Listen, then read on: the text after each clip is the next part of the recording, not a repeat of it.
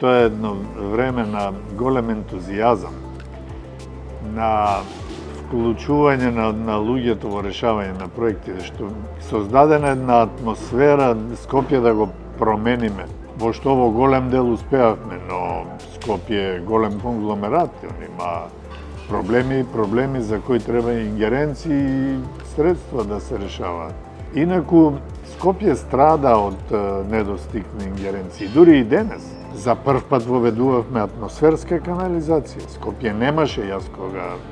Само 8% од улиците, тие некои главни, има и Скопје пливаше после секој дожд во вирови, беше под вода. 1/3 од Скопје немаше канализација. Водата не беше стигната до секаде. Тоа се ефекти кои се невидливи, но многу значајни за функционирање. Кои денес, бидејќи се занемарени, еве гледаме како една по една ни испливуваат на површина.